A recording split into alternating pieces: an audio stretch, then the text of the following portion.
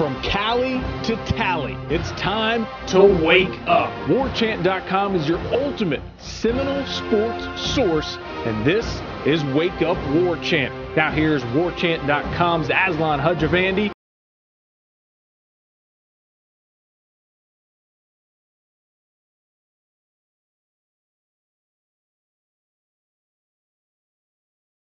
Let's do it. Tuesday program, Wake Up War Chant. I'm Aslan. Corey Clark is here. We're both here, live in the flesh. Stephanie, also the better half of the Clark-Steph combo, joining us here in the Midtown offices. Got some Bachelor running in the ether right now. Things are going well. We usually don't do this, but why not, right? Corey, it's a new day. We're interviewing players in the middle of the week and everything. It's fantastic. We don't usually do what? All three of us hang out and watch a Bachelor. Oh, right, and have the Bachelor on in the background with closed captioning? No, we don't. Hopefully this is the last time. I don't say that. Well, I'm not a big fan of that show. Who has a date in the middle of a hangar? It's all crazy. So this The guy's girl was just crying. She had been on the date. She had been on a 35-minute date with that guy. He sends her off in a limo, I guess, right. And she's wiping away tears, talking about how angry and sad she is. Why? Because he cut it short? No, because he didn't pick her. He didn't give her the rose, I guess. You know he's supposedly a virgin.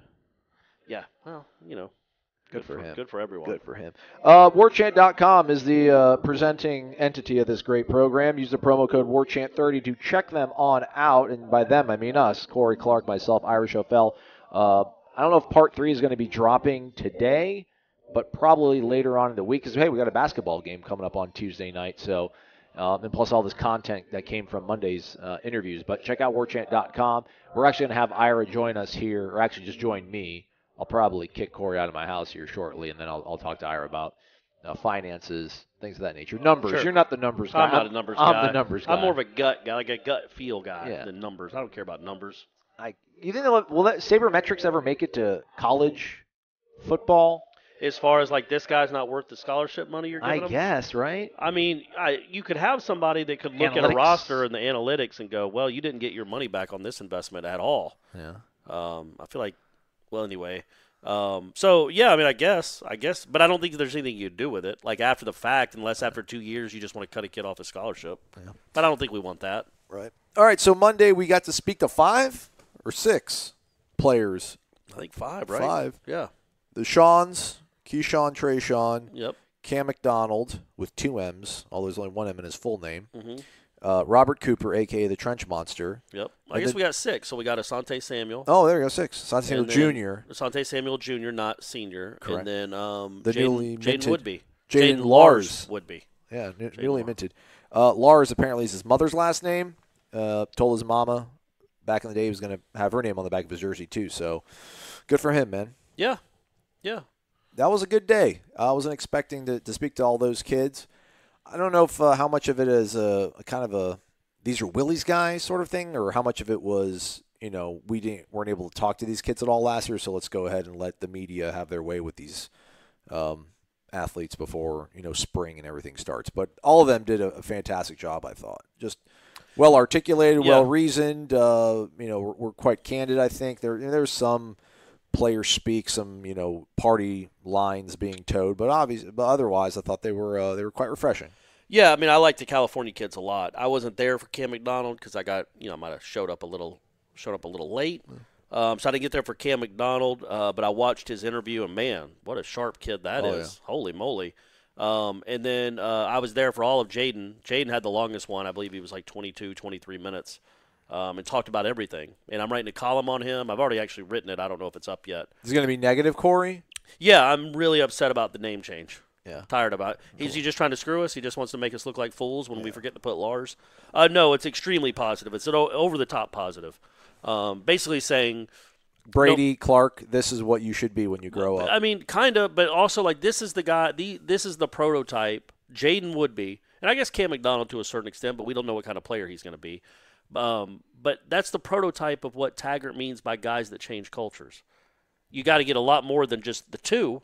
And I'm not saying the other four there weren't. I like Robert Cooper a lot too, and Keyshawn Hilton. All of them were not. All of them were good kids. For real. Yeah. But a guy like Jaden Woodby that's that hardworking, that intelligent, that good, that personable, friendly, polite. I mean, he shook everybody's hand. He was like a 20-year politician. except there's a negative connotation with being a politician. He's more genuine than that, it seems like. Very eloquent and loquacious. And, again, and good, too. But it'd be one thing if he just was a great talker but not any good on the football field, but he has that going for him, too. I thought it was a really interesting to be with him for about 20, 25 minutes, and I brought up Taggart saying that he could be president when you asked him who he thinks could be president on the roster, and he said Jane Woodby, and he's like, no, I'm not. I don't want to be president. He wants to be an urban planner. He's majoring in international affairs. All right. The point of the column is basically, look, this is somebody not only that's a culture changer, but no matter what happens with his football career, he's somebody that I just can't imagine he won't make FSU fans proud for the rest of his life. And I think he's brought in more than one of those types of kids. And I think that's good. I think that's that's commendable. And his story is crazy. He was apparently in the first row of the end zone where Kelvin Benjamin made the catch. He would have been 15 or 14 maybe, 13 at the time. He was in the front row. That's when he said he fell in love with Florida State, was that catch that was right in front of him at the national championship game against Auburn.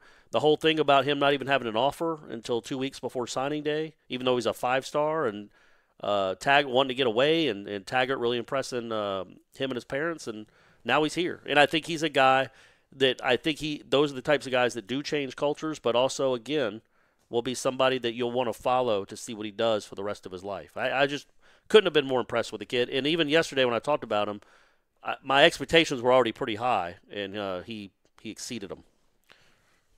I think that applies to most of them, man. Yeah. The Helton story was great, too. Yeah. He's, so lightly recruited. He said that when he got offered, he cried around they all did. They were in Taggart's office around his table, and when Taggart finally offered him, the whole family broke down in tears. Just another neat story, man, and that makes you, again, trust me, I know that I'm Mr. Too Negative right now. These are positive stories, and, we get, when we're presented with a positive story, like, hey, talk to these kids, we're going to write positive things. Both those stories are really neat, and I think they should make Florida, Jaden for sure, and then Keyshawn just for what, he was crying going to bed at night because he didn't think he was going to have a scholarship offer. And then 2 weeks later, because all the other offers had kind of dried up, Taggart comes and offers them, and he's breaking down in his office. Just how much it meant to him to be a Florida State player. It's neat, man. So those are neat stories. People like that sort of stuff. Want guys that want to be here. True, and can play. I don't care about the stars. Both of them are number 20, too. Oh, yeah, that's right. 20 as well. I shouldn't say 22. It makes 22 is who is 22? Adonis Thomas, I think. Telvin. Amir Rasul or 20? Is Rasul 20? Amir Rasul's 22. Yeah. Apparently, what's his name? The new dude, Kendal Briles, spoke to Seminoles.com. Spoke to state-sponsored media. Mm-hmm. We didn't get to speak to him. I didn't listen to his. Did you listen to any of his stuff? I did not. Okay. Did you see it? No. I mean, I saw it visually, but I didn't listen to it. Apparently, it's it's cool. He sits down, talks about football. All right. Well, that would be neat. We'll get that one of these days, man. Yeah. We'll get that one of these days. Neil Brown from West Virginia unleashed all 10 of his assistant coaches on Monday. He was like, here you go. Have at it. Hey, man, but we got 6 kids that we didn't. 6, and then we got them before. I thought we'd get them like maybe. Yeah, the it's first week crazy. Of spring it's practice. really weird when you think about it. They're just like, And I will also say, like last spring, I remember counting it up, and we got, I think it was 42 or 43 players. We got literally almost everyone that was available to talk. We got at least once. Yeah. So that is something that, again, it makes our job easier. Not that anybody cares about that, but it makes our job easier. But also, fans love that stuff, man. It's content, and they get to know the players. I'm telling you, fans are going to love both of the number 20s. Yeah, they're likable guys that you're going to want to root for. Anything? I gotta find something negative. This is too much. I mean, golly, it's like 10 Sorry, minutes almost. We can go back to the offensive line coach, or yeah. So about that. Now, did you see Clements? No. Okay. Apparently he's here though. Yeah, he was in the walking around the Moore Center on Monday. Yeah. What I did see was Emmett Rice with a cast on his right arm. Okay. From on his hand all the way up to his elbow on his right arm. So. Well, you just looked at your left arm though. Right. I was just kind of looking at just to see. Just what a hand looks like? Anatomically, Got it. What we're Fair. talking about Okay. here. So where'd it go? All the way up to his elbow? Yeah, right below his elbow. Like a hard cast or a soft hard cast? Cast. Hard. Like one of those old school ones. Yeah, no, Had anybody signed it? No, it was a black cast. Oh, what's black up with charcoal or grayish or something like that. I guess you'd have to get like a silver marker to sign it. Yeah. Did you ever have a cast as a kid? No, not gonna. I Never broken a bone. I broke my collarbone when I was in the second That grade. breast milk as a baby, buddy. I broke my collarbone in the second grade, and that was a bummer because you didn't get a cast for that. You just got a sling. That harness thing. And nobody can sign a sling. Yeah. So I just looked. I mean, it was just How did you sleep at night? I don't remember. I think I slept standing up, and that's when that started. All right. Hanging from my feet. You know that old thing. That's how I do now. I don't remember how I slept. That's a good question because I had a roommate in college who had an inversion table, which is basically like your feet, lock your feet to it, and then you just lean back and you literally just lay upside down for minutes, hours on end, however you prefer. What's the point of it? To release let gravity work in your favor, reverse, take all the pressure off you because you're constantly standing and pressing everything down. We'll just hang upside down so that you're evening and balancing it out, the yin and the yang. Oh, all right. Up and down, circular, feeling the flow. I'm just saying I had an aunt that just died recently that was 94. She lived in 94. Mm-hmm. I don't think she had an inversion table. She still made it. Just saying. Guess there's different strokes for different folks. There you go. Speaking of offensive line, Landon Dickerson is still in the transfer portal. I did see people saying that he's out of it. He's still in it. Was able to find that out. But back to Emmett Rice, we don't know. There's no timetable whether that's going to cost him any time in spring or not. But, again, I mean, that goes to the larger part. You need guys like Woodby, the Shawns, your freshmen, your sophomore class now, obviously to step up, and that gives you hope and reason for belief. But then also, I mean, golly, it would be nice to see, like, Emmett Rice back out there at linebacker. Yeah. All the bodies you can throw bodies at it, man. Bodies at it. And there's no reason to think he can't play. He just can't get on the field because of various injuries. Right. Well, was he hurt, though, in 17? I thought he played a decent amount. He did a lot of special teams. They had Rodo and MT and MT6. Right, and get in front of those guys. They cracked that lineup. Good point. Yeah, they only played 2 linebackers, so those 2 guys. I mean, with those names, you're not getting in front of them. So sure. They'll be all right. They'll be fine. But, yeah, so we got that was pretty cool. So you got some stuff working on, though? So Columbine Jaden, a long one. And then anything, are you going to touch on the socially conscious aspect of his? I did, yeah. That why he does that with his Twitter account. I think that's neat. I don't know if anybody follows him on Twitter, but it's mostly retweets. But it's retweets of things that matter to him. It's not just, I follow enough football players, and I don't like doing it. It's just kind of part of the job. I don't like following 19-year-olds. But a lot of them just retweet, man, you're the best. Can't wait to see you in action in 19, boss. Right. And they'll retweet that stuff. He's retweeting stuff about the water crisis in Flint, Michigan. Or the wall, or unarmed black teenagers getting shot, stuff like that. Pink Floyd, or not the Pink Floyd wall, but the border wall. So that to me, whether you agree with it or not, man, it's cool that he's doing that. That it matters to him. Well, not if you don't agree with him, then it's not cool. But I would think so. I mean, I'm sure they're like, these kids, they don't know, blah blah blah. I'm not saying that. I'm sure there's somebody that's listening to this podcast. But so much of Twitter, especially when you're a star athlete, can be vapid. Oh, it's horrible. It's just the whole thing. Every time people run to the tribal council, he's leaving, man. He's leaving. Look what he tweeted. It's like, can't trust no one no more. Well, all that. Gave my heart up. Now it's broken. It's like, maybe it was a girl. It could be anything. But also it's like, it's like those people on Facebook that'll post, I just can't believe this happened today. Not today of all days. And they're really vague. And so people are like, is everything okay? Right, is everything okay? So, just hooking them. It's like, I don't want to talk about it. Oh, but at least you posted it. That couldn't have been an inside thought. You had to get that post out there, but be really vague. That happens a lot with athletes or people in general, really. But Jaden Woodby ain't using his Twitter for that. Right. He has a purpose for it, and I think that's commendable, whether you agree with his retweets or not. You should have said politics when you did your air quotes. No, but it's not all politics. A lot of it is like, Flint, Michigan, or I don't know. Some of this isn't political. Most of it isn't political. But it's just, I don't know. It's. He's a woke cat. That's a good thing, man. It's a good thing when people are conscious of what's going on around them, whether or not you agree with the way they feel about it, but the fact that they're informed of what's going on in their community, their country. Or trying to care and not just worried about people telling them how great they are. Yeah, like, got to get ready for the combine. Yeah. $1 million hands. So I got to hang out with Ira Schoffel on Monday night while you were, watching The Bachelor. So we went out to Madison County, I think. Or you were is there, it the town? Right? Is it Madison? And Madison's also county, but there's Jefferson County, which is neighboring, right? We actually don't. Let's not go down this alley. This got people really upset last time that I did not know the immediate geography around Leon County. I think it's Greenville, right? Is the city of Madison County? Correct. Yeah, you go. Good. But we did actually drive through, and it said, "Welcome to Madison, the city of the four freedoms." What are the four freedoms? I don't know. I'm guessing speech, religion, and then press. I was thinking handguns and then rifles.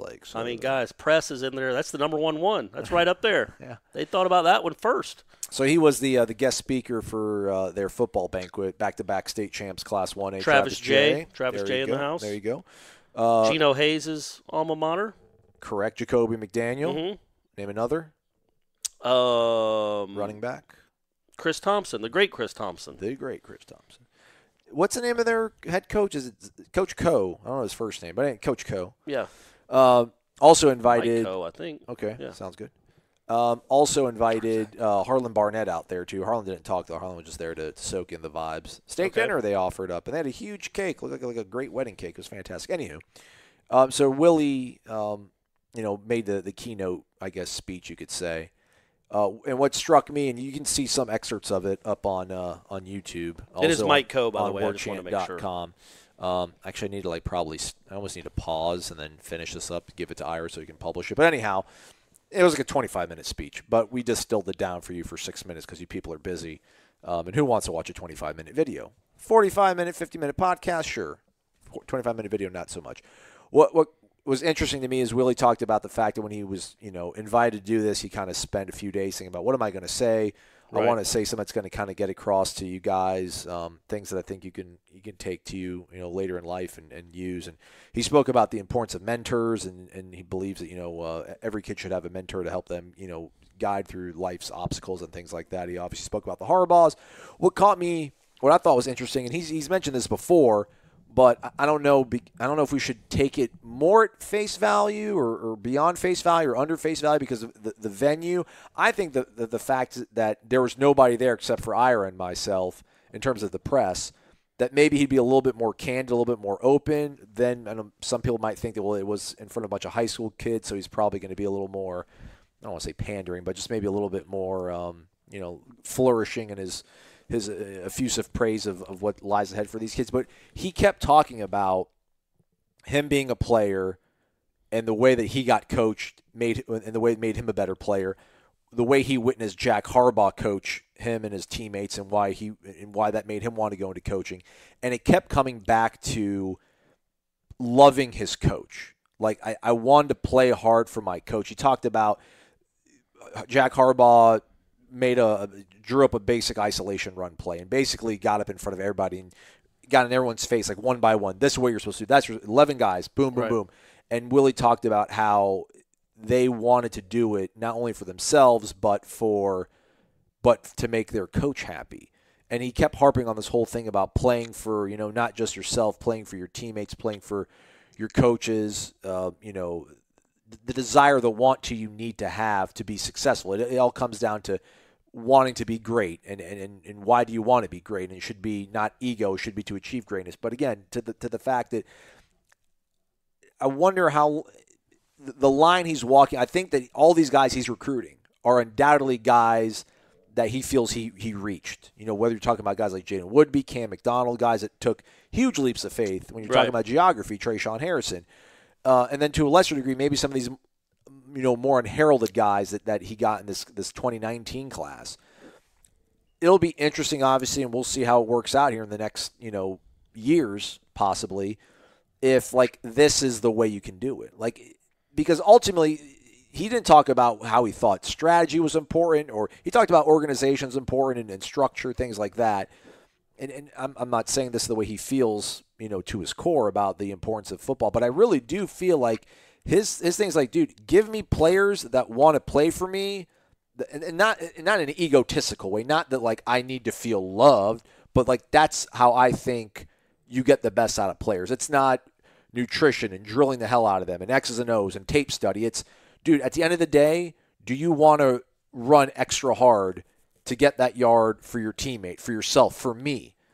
And it'll be because I've never heard a coach use that sort of as their Magna Carta, I guess you could say in this point. So that's the sort of interesting thing to me, because we did talk to guys like Jenna Woodby and Cam McDonald and Trayshawn Harrison.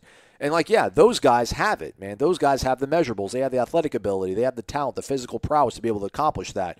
Some of these guys that came in 19 seem a little bit more, rough around the edges, are going to need a little more refinement before they reach that level, if they can ever reach a level like a guy like Woodby. So that's the thing that's kind of stood out in my mind hearing him talk, is that to me is the most clear roadmap of his, lethal simplicity, or his roadmap to success. That's the most clear thing I've heard.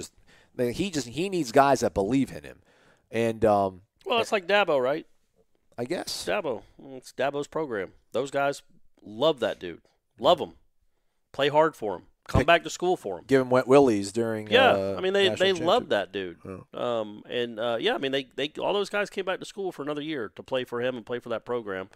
You hope that Willie can build that at Florida State, because he is a likable guy. Yeah. But at the end of the day, also kids want to win. So if he can show some wins again, get you 8 or 9 next year, with that personality and the way he can connect with a lot of these kids. He could stockpile the roster. By the way, the 4 Freedoms monument. It's a monument. I guess it's a plaque. But Stephanie was kind enough to send this to me just now. Thanks, Steph. Was stated by President Franklin D. Roosevelt. You've heard of him. Delano. In his annual message to Congress on January 6, 1941. So a mere 11 months before Pearl Harbor. Anyway, freedom of speech and expression. That's one of them. Freedom of worship, freedom from want, and freedom from fear everywhere in the world. Those are the 4 freedoms. All right. Freedom from that. The last 2 are kind of odd. Freedom from want. I mean, I get it, but the good old days, man. Yeah, that's true. That was so yeah, the good old days. Remember that 80 years ago. That iconic D-Day video, or is it D-Day or V-Day? Photo. The V-Day, the sailor Victory Day. D-Day was there weren't a lot of kisses going on that the day. beach. Yeah. He died, right? The guy, the sailor in that video. That is, man, what a great, unbelievable photo that is. I wonder how many people are like, did she consent to it? Did she know him? Well, did they know each other? Like, sure. Can you believe that? Yeah, I mean, it was a different time in 1945, but just what back-to-back World War champs. Yeah, Come on, man.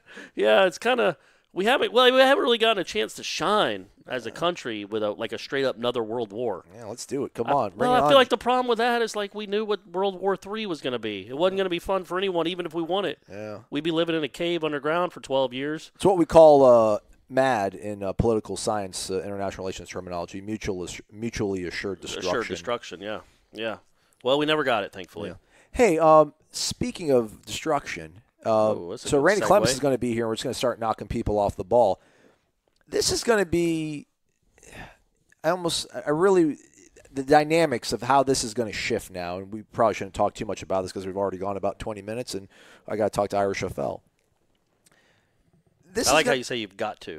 Nobody wants to. Oh, stop But you've got to. I get it, man. I understand. I was talking to Ira on the way back, just about the fact that we're taking all these bullets for the shield, for the brand.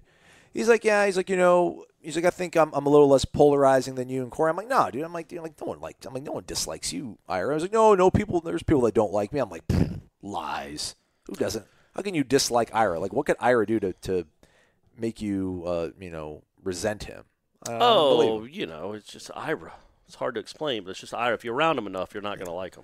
So Kendal Briles is here. Randy Clemens is here. I'm trying to think. There's got to be some sort of dynamic. Like, I don't know. That's like when, like Scott Hall and Kevin Nash started, the NWO. It's like it's their thing. Who else is going to come in there? It's their ship, man. Like, you got to abide by their rules. Perfect analogy. I wonder how it's going to be for guys like Dante Pimpleton, Telly Lockett, quote unquote Willie guys, because I don't know how much latitude Walt Bell had in meeting rooms, but I feel at the end of the day, guys like Pimpleton and Lockett felt like they could probably be like, nah, let's this is the way we did it 2 years ago, that's the way Willie likes it, let's do that. And I would think that Walt Bell would probably be amenable to that sort of stuff. Like, sure. Okay. I wonder how much they're going to feel like they can be like, Kendall, man, I don't think that's the way, that Willie likes to do it this sort of way. You shut up and you do what I say. Because, dude, I'm Kendal Briles. Well, this all spun from, I'm really stealing, what is it, Conception, the movie where you go into people's dreams or whatever? With Inception. Inception? Inception. Come on, man. That's another movie. The Bachelor's on, man. The Bachelor's on, man. I got my mind in the gutter. She's not even that cute. And she I'd be disappointed if they brought her to me. Man, like, come on, casting director. They brought her to me. This guy. So I'm stealing pretty much Ira's thoughts about these things. And I shouldn't say. I mean, him and I are both talking about it. It goes back to the whole, it's like you ask the girl out to prom and then she says no, and you're like, and you tell your friends, like, actually, I didn't really want to go with her anyways. Because the whole thing now with Greg Fry is like, well, Greg Fry was a jerk. The guys didn't like him. I'm glad he's gone. It's like, well, I thought no one liked Rick Trickett because he was a jerk, and everyone thought that like Greg Fry was just like big cuddly bear, which he wasn't. He was tough on the kids. Everyone's like, yeah, they didn't like him. Glad he's out of here. Randy Clements doesn't strike me as very much like a fraternal member of his subordinates. Teddy bear. His subordinates are not. We're not on this together, man. I feel like he knows what needs to be done to get things moving, and I don't. Maybe part of it'll be if the results flesh themselves out and they have success, they'll be more open to it. But like, it's funny because Trickett sucked because he was a jerk, and now Greg Fry is not cool because he was a jerk. And then at what point it's going to be cool because Randy Clements, I don't think really cares much for speaking to the media. I think he even kind of went and sniped back and forth with a couple of the writers in the state of Texas when the whole Baylor stuff was unraveling, kind of defending his honor, right. The Briles family honor. So I don't know how much of him enjoys the media, which whatever. Hey man, just win some games. I'm fine with it. Get me somewhere where I can get a nice zip up or a backpack for a bowl game gift for the media, and I'm cool, Randy. You can clown on me all you want, man. Sure, man, like a pullover or something. Yeah, that's all I want. I got to add my quarter. My walk-ons. Yes, pullover. I just want to add to my quarter zip collection. Yeah. But it's like.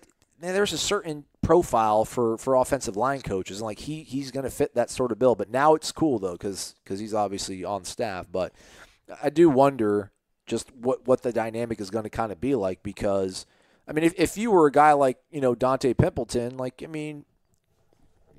the end of the day, the buck ends with Willie, and you can be like, hey man, and not in a bad way, dude, don't. That's not the way he wants to do this. I know the way Willie likes 34 power run, yeah. And then you're not doing it the right way. It's going to be. Is that going to happen? Well, no, we don't know. Yeah. I don't know the first thing about how Kendal Briles is in a meeting room, but it is going to be his meeting room. You get the impression it's his offense, but what's curious to me, and it's dynamics of a staff that not any coaching staff probably has 10 dudes that just absolutely love each other, but Pimpleton is Willie's guy. Yeah, literally Dante and Telly Pimpleton. Lockett, those are his guys. So that to me is the most interesting dynamic. Not interesting because I really don't care. Just win games. I don't care if y'all get along. But what could be maybe the most tenuous situation is if they don't get along with Briles. And there's no reason to think they won't. But Briles is like, these guys, they're not cutting it. Yeah. He ain't firing them. Correct. That's not happening. Yeah. So something would have to get worked out. I'm not trying to go down that road. I just wonder. I think that's the most interesting part is who's really running the offense. Mike Ditka and Buddy Ryan hate each other, and the '85 Bears are one of the greatest football teams ever. So they don't have to get along. I think it's going to be interesting. I think if to get the backstories ever if those come down, it's about how that sort of the interpersonal dynamics are going to work in those meeting rooms now. Because I'm like, if you want to go total conspiracy, then you think about Ron Dugans. Dugans obviously worked with Willie, at South Florida. That maybe is kind of like a buffer, gives him another ally, if you will, in the meeting rooms when he's not there, another set of kind of eyes and ears that knows the way he wants to do things to, maybe keep him involved. But we'll see. Who knows? Maybe they'll totally acquiesce to him in the meeting room, and then on Saturdays Willie'll be like, actually, I don't want to run that, and then Kendall's got to run something else, and then maybe that'll get him angry. But anyhow, that's just whole conjecture. How about this though? Let's say this before we do go, because this was an important thing that came out of the interviews with the players that we didn't mention. So I guess Odell, we're probably not going to speak to Robert Cooper anymore because he spilled the beans on the fact that Odell's coaching the whole D-line now, it seems like. So he probably got in trouble for that. I hope not. I hope that's not true. It wasn't like, he was just speaking. He was just speaking. It wasn't like he didn't know he was doing anything wrong. He probably knew we all knew that. But yeah, apparently Robert Cooper did say that, how about an unnamed player there we go. That came in close to 400 pounds last year. That's wild, right? That's crazy. 400 pounds as a 17-year-old. Yeah, I wanted to ask him. It's just too many people there, but I was going to ask him because he's asked him what he missed the most because now he's already lost 25 pounds. He wants to get down to 320 by September. that's a lot. But he has a diet where it's a lot of water and chicken. It sounds like. Yeah. But I asked him what he missed the most, and he said steak. And I wanted to ask, man, what size steaks were you eating? Because it wasn't just like an 8-ounce petit filet. That was his warm up. Yeah. That was what he just ate to snack on while the other. That was finger food. Yeah. Yeah, really. So, I mean, he must be eating 2 steaks at a time. It's 400 pounds, and he's a growing dude. That's it's remarkable how big he is. But really personable. Cool kid. I like him a lot. He's from Gwinnett County, so you know how we do up there. Man. But, yes, he did say that Odell is now coaching the whole defensive line. So, Mark Snyder is still on staff. Mm-hmm. He was certainly in the building. So that leads you to believe that obviously he's been moved from defensive ends if Odell's coaching the entire defensive line to, I don't know, maybe special teams. Yeah. The thing is, I am of the belief that whatever waiver they're trying to get, if I'm playing waiver roulette, I'm putting my chip on the Jordan Travis waiver getting approved before I am David Kelly being able to get moved into an off-field role to open up an on-field position for the 10th coach. So I think, like at this point, Clements is going to be announced, I imagine, here by the end of the week, and they're done, man. That's it. That's the 10 they've got. At this point, I think that's 6 guys on offense, and then the only 4 guys that are on defense are Odell, Snyder, Woody, and Barnett. Yeah, that's. I think they'll finagle something somehow. I don't know how. I just don't see. I don't see them letting, because it'd be one thing if David Kelly was announced as a receivers coach in August after, I don't know, Jimmy Jones has like a heart attack or something, or got fired because he got a DUI and did something stupid, so they had to kind of last second throw this guy into the coaching staff. Like, dude, David Kelly was on the staff from day one. Like, they're not getting the waiver, man. Like, it's just not gonna. I don't think it's gonna happen. So then he still has to remain on the field. Dugan's got hired as a wide receivers coach. Snyder's going to, I guess we're, again, piecing things together, transitioning to special teams. I just don't know, like, why can't – you're not going to have 2 receivers, coach. Why wouldn't you just maybe let, I don't know, like Snyder do a little special teams, like let him do punt coverages and then still do defensive ends and then let David Kelly do kickoff, field goals, and things like that. Not to say that they won't, but I think – that's the way it's going to work. Yeah, I don't think Mark Snyder is too valuable just to be like, you're just going to do special teams. Yeah, I don't think that will happen. I think he'll have his hands in another pot as he's doing that as well. Yeah. Again, man, I always go back to it. Charles Kelly, the 2013 Florida State team had one of the best special teams units in school history, and Charles Kelly was /linebackers coach. Yeah.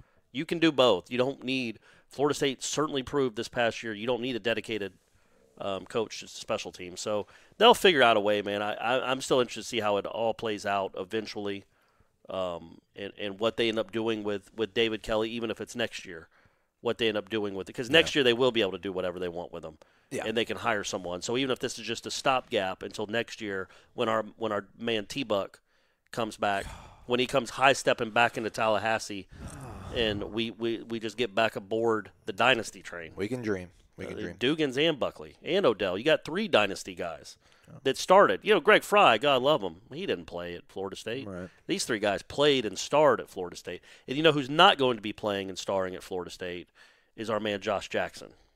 What happened? He announced that he's going to Maryland. Really? Yep. No, so I are you tweeted, serious? I tweeted that maybe Legendre can put his name in the transfer portal now and Florida State has a shot at him. I don't know what's going on at Maryland, but God love them. They're getting them all. Crab cakes and football. Yeah, and that big – I'm telling you guys don't appreciate that big inflatable turtle. Testudo. And what it means to these kids today. Ooh, she's pretty. To be able to – there you go. To be able to run through her eyes. The eyes are there, yeah, sure. I'm not big on. The big inflatable turtle you get to run through, kids don't say no to that. It's hard to say no to that. So we're all in on Nick Starkel. We're all in on Jimbo's sloppy seconds. Just the way we thought. Man, I would think. Well, I guess it's between Arkansas and Florida State. I don't know. I mean, Nick Starkel was. If history is an indication, he'll be announcing for Arkansas. How can you 45 seconds. It's Fayetteville. Yeah, you can't turn down to Fayetteville just like you can't. I mean, they've been a great program forever. Ever since our childhood, Arkansas has been one of the best programs in the country. I think they've Frank won. Broyles, Houston Nutt. Sure, all the big moments that Houston Nutt had there. Brett Bielema. Yeah, he was great in the SEC. He's he's going to be like a defensive. He's not defensive coordinator. Greg Schiano's for the Patriots. But can you believe that? Like Belichick, plucked him up, off the unemployment line. I was like, yeah, Brett Bielema, come up here in New England, work with me. Sure, it's fine. It's Belichick. He gets it done. So, maybe it'll be Arkansas. That's fine. What they should do is just give Nolan McDonald a scholarship and say, you know what? Quit saying we only have one scholarship quarterback. We got two, baby. And he was a 3-star recruit. Yeah. You know what I mean? Division One. If this kid says no, then you say, you know what, Nolan, you've earned the scholarship. You're going to be our Baker Mayfield in a couple years. Yeah. You're a scholar. Nobody can write the story that we only have one scholarship quarterback now because that would be kind of embarrassing. We've got two. Yeah. Cam McDonald did say that he thinks his brother's capable, but his brother does realize that we've watched his scenes to these kids today. Ooh, she's pretty. To be able to, there you go, to be able to run through her eyes. The eyes other are there. Features Yeah, sure. I'm not big on. The big inflatable turtle you get to run through. That kids don't say no to that. It's hard to say no to that. So we're all in on Nick Starkel. We're all in on Jimbo's sloppy seconds. Just the way we thought. I would think. Well, I guess it's between Arkansas and Florida State. I don't know. I mean, Nick Starkel was. If history is an indication, he'll be announcing for Arkansas how can you 45 seconds. It's Fayetteville. Yeah, you can't turn down to Fayetteville just like you can't. I mean, they've been a great program forever. Ever since our childhood, Arkansas has been one of the best programs in the country. I think they've Frank won. Broyles, Houston Nutt. Sure, all the big moments that Houston Nutt had there. Brett Bielema. Yeah, he was great in the SEC. He's going to be like a defensive.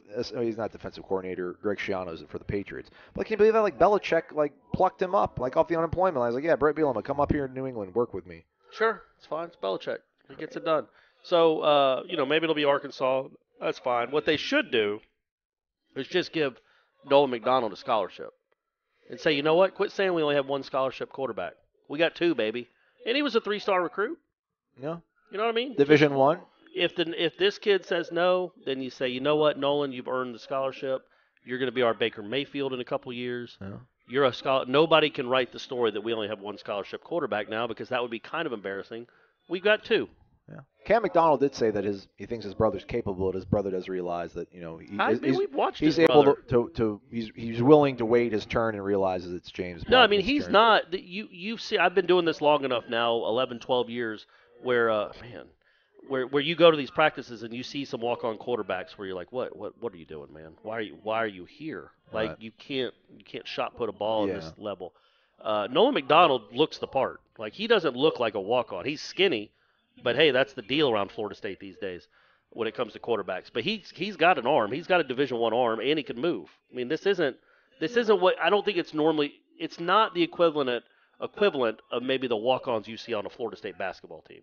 Right. Where the disparity is so great. I don't think the disparity between Blackman and Nolan McDonald is the disparity between Trent Forrest and Travis Light.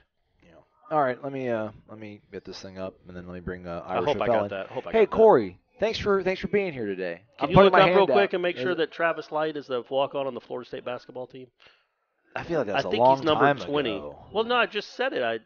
Because I said the difference between Trent Forrest and Travis Light. The athletics program. But I guess just talking to David Coburn overall, there's a lot of challenges obviously in front of him. But how would you sort of, gauge his optimism for how things are going to work out here when things get settled into his sort of plan of action?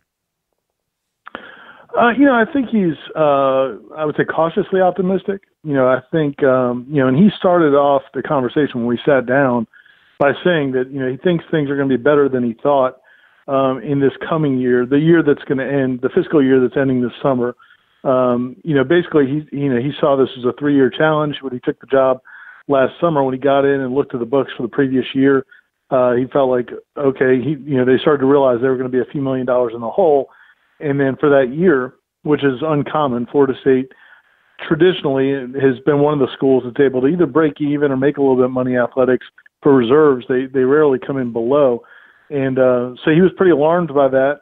And when he started looking ahead to the coming year, he was, very nervous about how this year was going to end, 2018-19.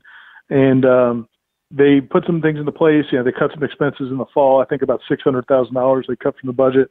And then they've, worked on some things to improve revenue. So this year is probably going to be kind of similar to last year where they lost $3.6 million, which doesn't sound good, but apparently it could have been worse. So I think he felt good about that. But actually next year is probably going to be the toughest year. I don't know. He didn't have an exact number because they don't know how season tickets are going to go. Really the whole economic engine for athletic departments really across the country, but certainly Florida State, is your football season tickets. And so, you just don't know. They sold about 32,000 season tickets last year. If they take another hit after a 5-7 season, which wouldn't be surprising, now you're talking about losing even more. So, it's when I say cautiously optimistic, I think he knows that it's a very difficult situation, but they have been putting a lot of things in place to try to minimize the damages. And then once they get through that next year, they feel like they're going to be in pretty solid footing because the ACC network money is going to start coming in, and they'll also be past some of these expenses that they've incurred pretty recently. It's not a problem unique to Florida State, obviously, with dwindling attendance. It's happening everywhere. Do you feel like these athletic departments, I mean, they can't become apathetic to it and just say, well, listen, this is just the way it's going to be. Like, do you think they have a good grasp of what they can do to try to stem the tide or at least get it turning, maybe even in the right direction? I think it's everybody's got a different situation to some degree. It's funny. Like I looked up at the last 5 years of attendance for a bunch of different schools. Michigan. I mean, they might be seeing some dwindling of attendance, but it's still over 100,000 people at their home games. Georgia sells out every game every year.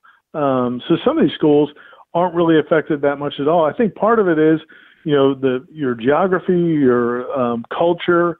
How the programs are doing. But some of these programs, it seems like because it's not hard to get to their games, things aren't as drastic as they are at a school like Florida State. And that's what I try to kind of illustrate in the second piece. And it's not earth-shattering. If you're a Florida State fan, you know it. But if it's becoming harder to get people to leave their home, which is true. I mean, this is not just a college sports thing. It's in pro sports are dealing with it too. A lot of people are staying with the home viewing experience. Well, now you magnify that at a school like any school that's not having success right now, which Florida State's not having success right now, not just last season, but the year before. It's 2 years in a row they haven't had success. And then you compound that again at Florida State because of the geography, how hard it is to get to these games for alumni to come from Atlanta or Miami and have to spend nights in a hotel, and the rates are jacked up because there's not a lot of availability. And so it's like a triple whammy at Florida State. So everybody's feeling it. I think every school's feeling the pinch to some degree. I just think Florida State, the combination of not playing well the last couple of years, not having great schedules, the things they've done scheduling-wise that have taken away some of the big-name opponents, they haven't done a lot of those home-and-home series. That's hurt as well. And then, again, kind of the thing that always is kind of like the exponent on the equation for Florida State always is, and it's really a hassle to get to Tallahassee for games. So there, it's I would say Florida State.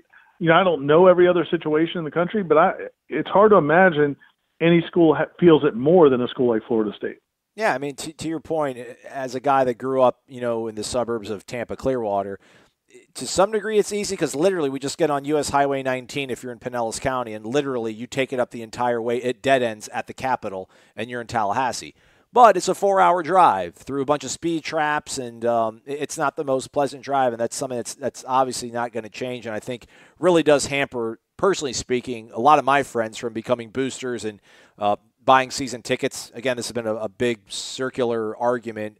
There's a certain degree of buying season tickets and becoming a booster that it's to not get anything back. It's to be altruistic. It's to help your university out. I get it. I don't do it well. My friends don't either. That's been spoken about ad nauseum. But it feels like if there's one thing that can pull people back in, it is the home scheduling. There was something in your story about what was like the last Power 5 team that came to Tallahassee that was part of a home and home was like Oklahoma, and that was, we're coming up on, 8 years ago? That seems to be something that David Coburn is really focusing in on, right? Is getting the home schedule being a little more palatable, especially on the odd years. Yeah, and going back to, you're talking about the 4-hour drive, I think if it's and some people mentioned this on our message boards, if they could play 3:30 games every week, I think then that's a game where, if you're hardcore, you could drive up that morning, go to the 3:30 game, drive back that night. It's a long day, but you could do it in a day. Yeah. But if you're if it's a night game or if it's a noon game, I mean, now it becomes much more difficult. I mean, I guess a noon game is possible if you get up early.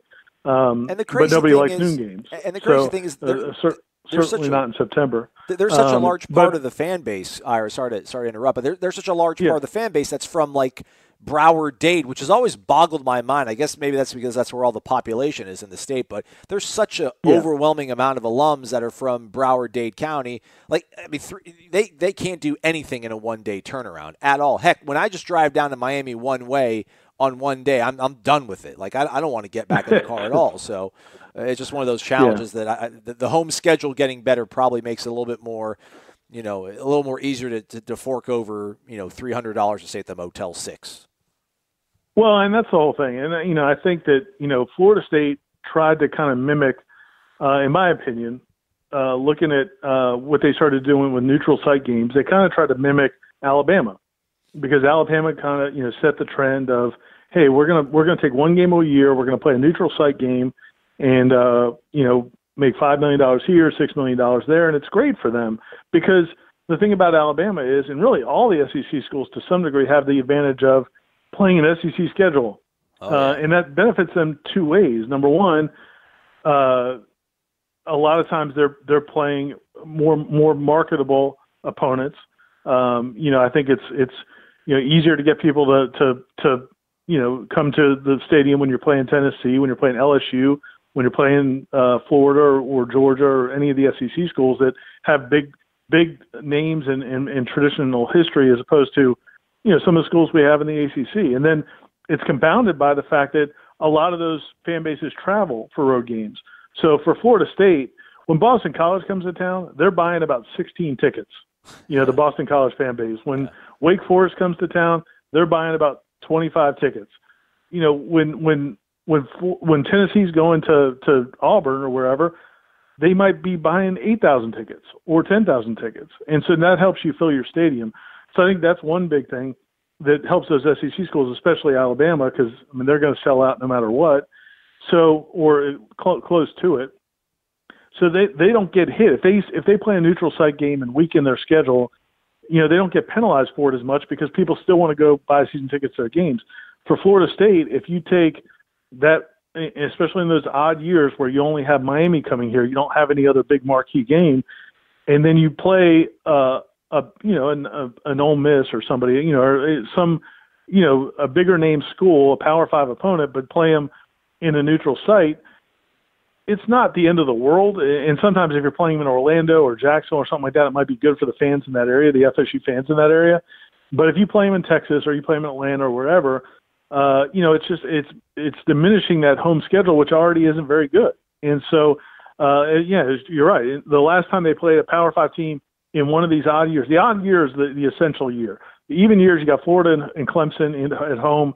That pretty much takes care of itself as long as you have, anything else going on. Pretty much those two teams are going to kind of carry the home schedule. As far as the odd years, you need somebody else.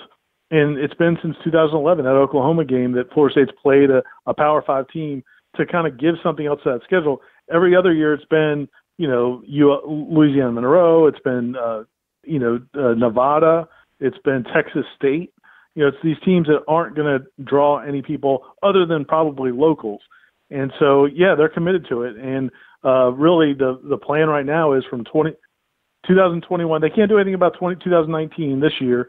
It is what it is. But from 2021, all those odd years through 2030, basically, they're committed to having either Notre Dame or another big-name school, because they're already locked into two of those years with Notre Dame. So I think that's going to be big. It's going to be important. And, and if you can, again, if it's a home and home, I think a lot of fans are going to be excited about that. Those neutral site games are fun and they bring in a lot of money, but I hear it all the time. I'm sure you do as well. People liked home and home series against, teams that they've heard of before.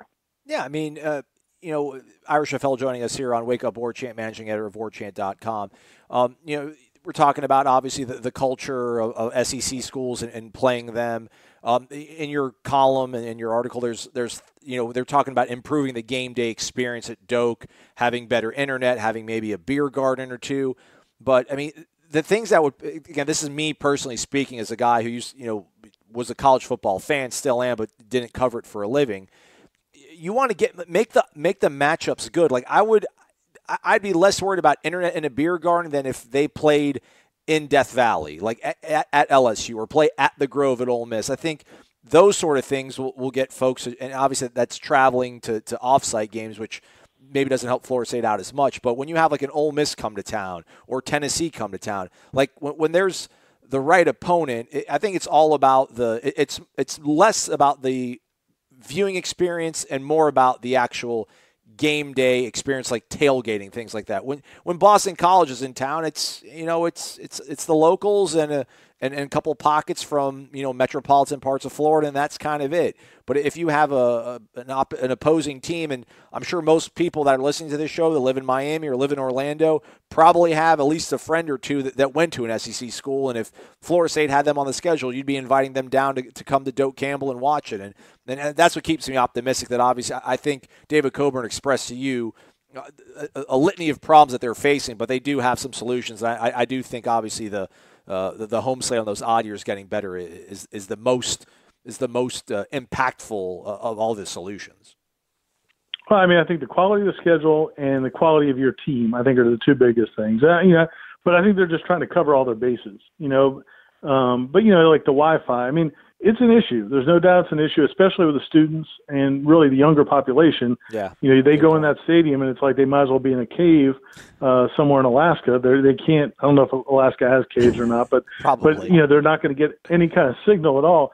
And so that is an issue. But again, it's like if you go on a trip, if you go on a cruise, and it's an unbelievable cruise, and it's first class, and it's beautiful, and everything's wonderful, and you're seeing the greatest sights you've ever seen in your life, but you can't get a Wi-Fi signal, you're probably not too bothered by it. But if you're stuck in like a Motel 6 somewhere, in a city with an awful view and no amenities, now you really want that Wi-Fi. And I think that's, again, I think they're covering their bases. But if your team's really good and you're playing good opponents, then I think suddenly, whether or not you can get on Twitter probably might not be that big of a deal. Well, how were those games though? Like I came up in 13 for the Miami game, but like 14 against like Citadel. I mean, the Boston College game is I think Boston College game was a monsoon, so that's probably a bad, comparison too. I just feel like even when you're rolling, if you're playing the FCS opponents and the non-Power 5. It's going to be tough to come here regardless, but I think to your point, I guess maybe the equalizer is if you do make the in-game experience a little bit better, that makes fans more likely to come. Last thing, Ira, before we let you go here, you're working on a third part to this, if you will, a third leg to the stool of the finances right now of Florida State athletics.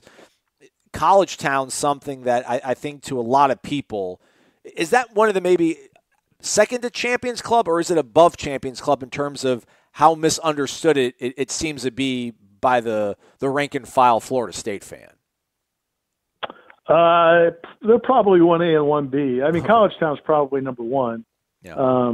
Because, again, I just think, and it was, again, it's Jimbo Fisher, I think, privately complained that he felt like Florida State's resources were being pushed towards College Town instead of to a football facility and things like that. Now, I don't know if he was really correct in that assessment. And that's part of what the story is going to be about when it runs us later this week is really where that money came from that they used to develop College Town, where it goes back to. Ultimately, if they sell that property, what will it yield? The Champions Club, I don't think is as big of a mystery because it's pretty clear what they did there. They they invested, they took out bonds, they built these suites. I mean, it's common. It happens in every stadium. They built like a suite type of area, and they're charging premium fees for it. Over $2,000-$3,000, whatever it is, to get those season tickets in the Champions Club. I think it's like $2,600, something like that. And then they have other packages, but and then they're going to use that money they make from it to pay off the bonds and then continue to pay for other things in the stadium. College Town's a little bit different because I think people look at it and say, okay, where's that money go and where did that money come from? And it's just it's not something you see very often. So we'll be explaining that. But basically, the long and short of it is, not to spoil the story too much. Yeah, don't spoil it, man. Come on. Really, but But the I guess the root of what they're doing there is that money is more geared towards the endowment for the athletics department than it is operating expenses. And so you got two different issues. Well, you really have three different issues. There's an endowment that they have to worry about, trying to have money put away and invested. Can you explain that, Ira? Can you explain the endowment? Can you explain the endowment to people like me? Because I don't know. I figured all these scholarships, you could just write them off. Like, whatever. We don't have to make – I mean, what, we have to pay tuition for these guys? They're making all this money, millions of dollars on TV contracts and everything. Like, is there like a Cliff Notes version of just what the endowment means and how important it is?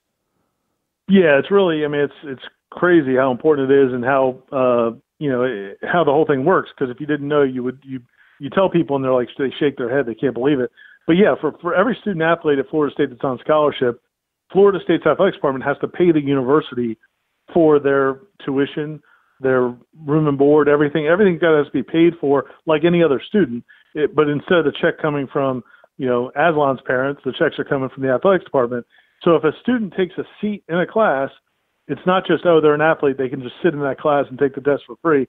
The athletics department has to pay that fee, all the fees and tuition and books and everything else. Well, you multiply that times hundreds of athletes. I mean, you're talking about well over $10 million that the athletic department pays a year in scholarship costs. Now, some schools like Virginia, Stanford, some of these schools that are so tradition rich and have so many rich alumni that have sent back money, their endowment pays for those scholarships. So, and what they do is they have this big endowment, this big bank account fund, and then they invest it, and then they use the returns on that investment every year, the 10% they make or whatever it is, and that funds their scholarships. They have so much money in their endowment that the interest and dividends they make on their investments pay off all their scholarships. So now all the money they make for revenue, can go more to the bottom line. They're not having to pay for those scholarships. A school like Florida State has very little comparatively in terms of the endowment. I'm not sure the number, but it might be half of what they need or a little bit less. And so Florida State has to constantly – they can use some of that money, but they're constantly having to write checks for scholarships. There was a push several years ago for Florida State to really go after the endowment and try to get it fully endowed scholarships, but they ended up having to push their attention towards capital campaigns for facilities and things like that. So really that's where, college town is more – it's endowment money. It's money that's going to be there for getting a return on the investment for the endowment, and then also B, a lot of the real estate that the boosters own, and the Seminole Boosters owns a lot of real estate on behalf of the athletics department. A lot of that could be liquidated at some point and be used, as reserves. So, but it wouldn't be used if that money wasn't used for college town. It's not like they would be using it to, fund trips or paying expenses at the stadium or building a new facility. It's a kind of a separate fund that they'd be using. So it's kind of it's interesting kind of how that all works out. But yeah, I mean, I think from an appearance standpoint, people feel like, well, why are you messing around with that? You should be spending it on the program itself right now, as opposed to getting involved in some sort of business. I just think people, again, anytime you do something that people haven't seen before, they're going to be more inclined to ask a lot of questions and wonder, hey, is that what we really should be doing with our money? Yeah.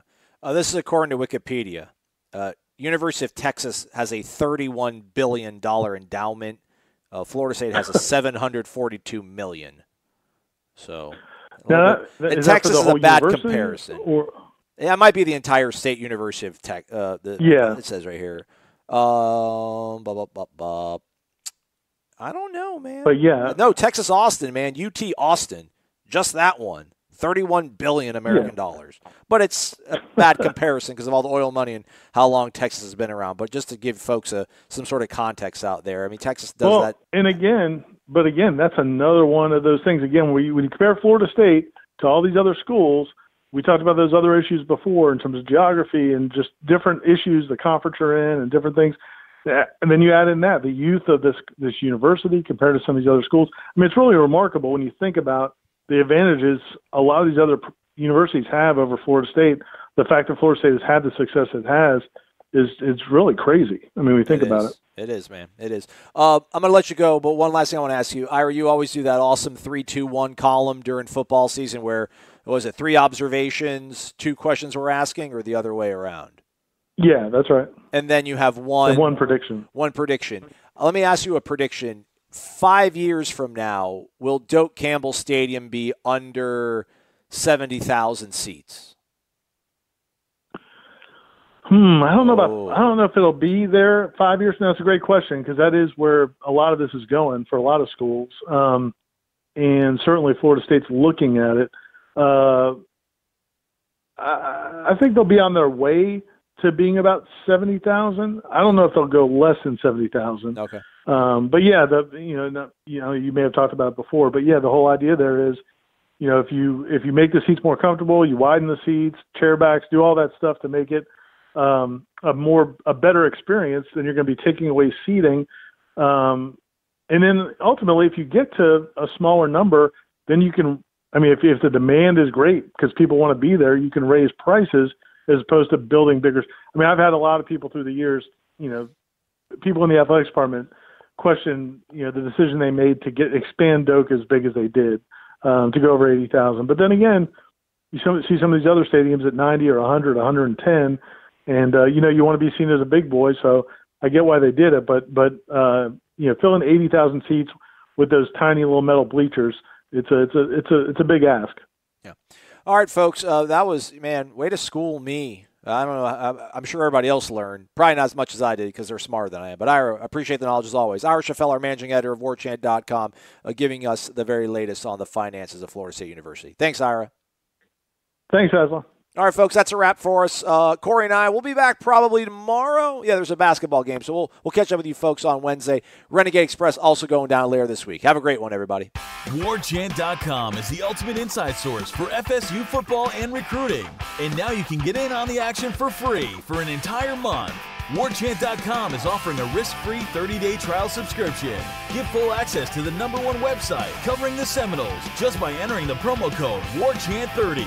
That's WarChant30. Sign up and get in on the world's most active FSU message boards. Receive breaking news, stories from our award-winning staff, plus get exclusive interviews and videos.